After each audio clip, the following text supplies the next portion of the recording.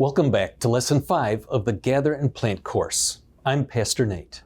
In this lesson, we'll discover how creating a welcoming space isn't just about arranging chairs or offering refreshments. It's about preparing hearts to hear and receive God's Word. Think about this. You step into someone's home for the first time. Before a word is spoken, you feel it. The warmth of a smile. The way someone looks you in the eye and remembers your name.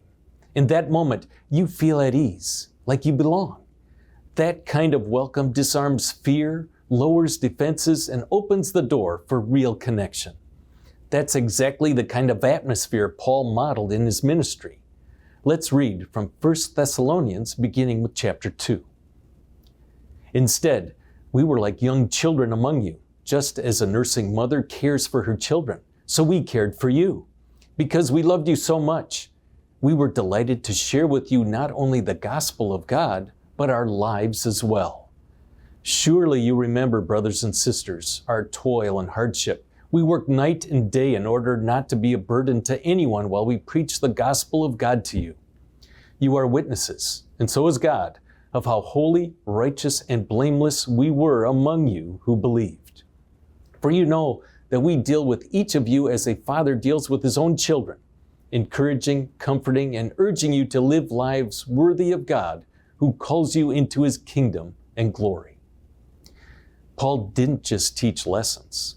He lived among the people. He didn't hold them at a distance. He invited them into his life, just as a mother cares for her child or a father lovingly guides his children. The Thessalonians experienced not only the gospel in words, but also the gospel embodied in love. So what does this mean for your group? Creating a welcoming space involves more than just physical arrangements. It's about cultivating a spiritual atmosphere where people feel loved, valued, and safe to explore God's Word. Here are 4 guidelines for creating that space. Number 1, love before belief. Notice that Paul's care for the Thessalonians was not conditional on them being perfect believers first. He loved them as they were. In the same way, people who step into your group might come with doubts, brokenness, or very little knowledge of the Bible. If they sense that your love depends on their performance, they'll hold back. But if they feel loved even before belief, their hearts will be open to hearing God's Word. Love lays the foundation for faith to grow. 2, share life, not just lessons. Paul said, "We were delighted to share with you not only the gospel of God, but our lives as well."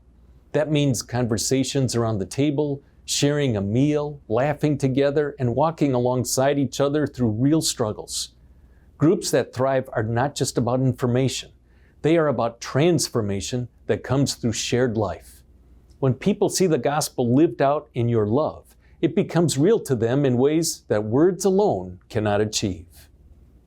Number 3, protect the group as a safe place. Paul describes his ministry as both encouraging and comforting. Your group should be a place where people feel free to speak honestly, to share questions, and even to wrestle with doubts without fear of being mocked or attacked. That doesn't mean ignoring truth. It means holding truth in love. Safe spaces don't avoid difficult conversations, but they approach them with gentleness, allowing the Spirit to do His work. 4, be consistent. Trust is built when people know they will find the same warmth and care every time they come. If one week the group feels welcoming and the next week it feels cold or distracted, people may not return. Consistency in greeting, listening, and showing care lets people know that they matter. Stability and consistency reflects the faithfulness of God Himself. Now let's make this practical. Here are 5 ways you can create a welcoming atmosphere in your group to get you started.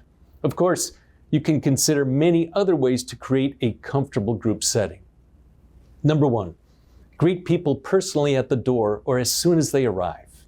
Number 2, learn and use people's names. It communicates dignity and respect. 3, arrange the space so it's easy to talk. Place chairs and seating that create a conversational space, not confrontational. A circle communicates better than rows. 4, consider offering simple refreshments, beverages, or food as a way of breaking down barriers. 5. Ask questions that invite participation, not just correct answers. Think of Jesus. When he fed the 5,000, he didn't just preach.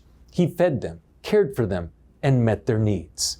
Hospitality was woven into his ministry. Creating a welcoming space reflects the love of Jesus. When you gather your group, think about the environment where your group meets, whether it's your living room, a coffee shop, outside, or an online video call. Ask yourself, would someone walking in for the first time feel safe here? Would they sense God's love through us even before they open a Bible? When hospitality and gospel come together, lives are transformed. Because when people feel welcomed into your space, they're more likely to welcome God's Word into their hearts. I'm Pastor Nate. Please join the live class to explore even more ways to create a group environment where the gospel is both spoken and felt. May God use your hospitality to open doors for His Word.